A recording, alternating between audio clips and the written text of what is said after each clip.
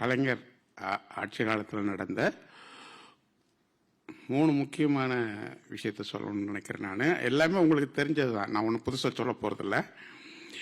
இந்திய அளவில் நினைவு சின்னங்கள் எழுப்புறதுல பொதுவாக மன்னர்களுடைய சிலை இருக்கும், அப்புறம் அரசியல் தலைவர்களுடைய சிலை இருக்கும், அப்புறம் பிரபல்யங்களுடைய சிலை இருக்கும், அப்புறம் இந்த வார் மெமோரியல்லாம் பார்த்துருப்பீங்க நீங்கள்.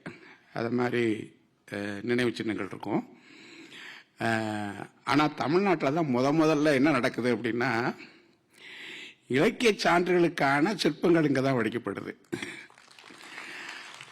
அப்புறம் படைப்பாளிகளுடைய சிற்பமும் இங்கே தான் வடிக்கப்படுது. அதுக்கு நான் சொல்ல வேண்டாம், நம்ம திருவள்ளுவர் சிலை என்னது, அது படைப்பாளி சிலை தான். அது இந்தியாவிலே முதல்ல இங்கே தான் நம்ம கலை இலக்கிய படைப்பாளிகளுக்கு ஒரு கௌரவம் செலுத்துகிறோம். ரெண்டாவது கண்ணகி, பாரதியார், பாரதிதாசன், இளங்கோவடிகள், கம்பன் அப்படின்னு பார்த்தீங்கன்னா தொடர்ந்து இருக்குது.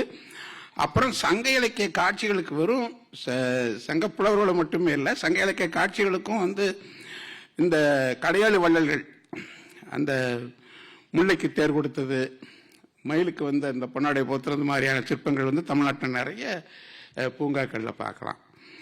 இந்த வகையில் கலை இலக்கியத்திற்கான ஒரு பொது வெளியில் யாராவது அவங்க வீட்டில் ஒரு படம் மாட்டிருக்கலாம், அது வேற. ஒரு பப்ளிக்கில் ஒரு மானிமெண்ட்டாக பண்ணது கலைஞர் அப்படிங்கிறது நான் சொல்லி தெரிய வேண்டியதில்லை.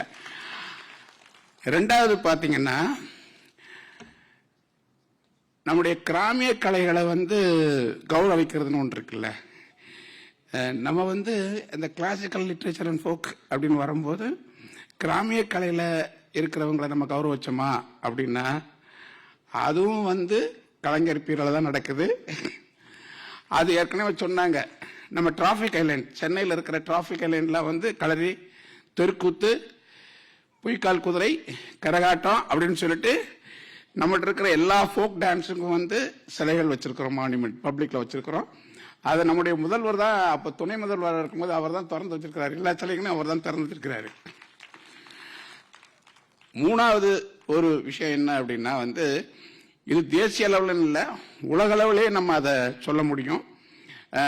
அது என்ன அப்படின்னா, ஒரு ஆர்னமெண்ட், ஒரு நகை, அதுவும் காதில் போடுறது, அதை ஒரு பெரிய மானுமெண்டா பண்ணது நம்முடைய தமிழ்நாடு, அதாவது நம்முடைய முதல்வருடைய ஆட்சி காலத்தில் தான். திருநெல்வேலியில் ட்ரேட் சென்டரில் பண்ணியிருக்கிறோம். அது வேற ஒன்றும் இல்லை, பாம்படம். அந்த தொலைக்காதில் போட்டிருப்பாங்கல்ல அந்த பாம்படம். அந்த பாம்படத்தை ஏன் பண்ணோம் அப்படின்னா, நம்ம என்ன நினைக்கிறோம்னா, அதை ஒரு காதில் அணிகிற அணிகலனாகவும் இல்லைன்னா ஒரு ஃபேஷன் டிசைனிங்காக தான் பார்த்துக்கிட்டு இருக்கிறோம். ஏன்னா யூரோப்ல எல்லாம் இங்கிலாந்துல ஒரு ஃபேஷன் டிசைனிங் நடக்குது. அப்போ நம்ம பாம்படத்தை ஒருத்தி என்ன பண்றாங்கன்னா கழுத்துல போட்டிருக்கா. அது ஃபேஷன் டிசைனிங்கா பார்க்கறது. இன்னொன்று பார்த்தீங்கன்னா, இன்னைக்கு மாடர்ன் டேஸ்ல இப்போ நம்ம நிறைய தியரி சொல்லுவாங்க, கியூபிஸ்ட், ஃபாபிஸ்ட், இம்ப்ரெஷனிஸ்ட், எக்ஸ்பிரஷனிஸ்ட் சொல்ற நிறைய இசைகள் சொல்லுவாங்க.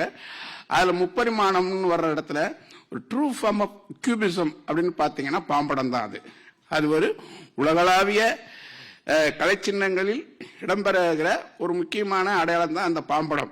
நம்ம பாம்படத்தை வெறுமனே நம்ம கிளவி காதில் போட்டிருக்கிறான்னு நினைச்சிட்டு இருக்கிறோம். அது கிளவி காதில் தான் போட்டிருக்கிறா, ஆனா அது உலகளாவிய ஒரு கலைச்சின்னம் என்பது நம்ம திருநெல்வேலியில் ட்ரேட் சென்டர் தான் பண்ணோம்.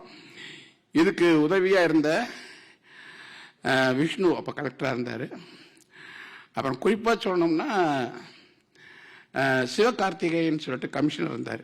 இவங்க 2 பேரும் தான் எனக்கு அதை ரொம்ப ஊக்கமளித்து அதை செய்ய சொன்னாங்க. அவங்க செய்ய சொன்னாலுமே நம்முடைய ஆட்சி பொறுப்பில் இருந்த நம்முடைய முதல்வர்களுக்கு அந்த பெருமை சாரும் என்று கூறி விடைபெறுகிறேன். நன்றி.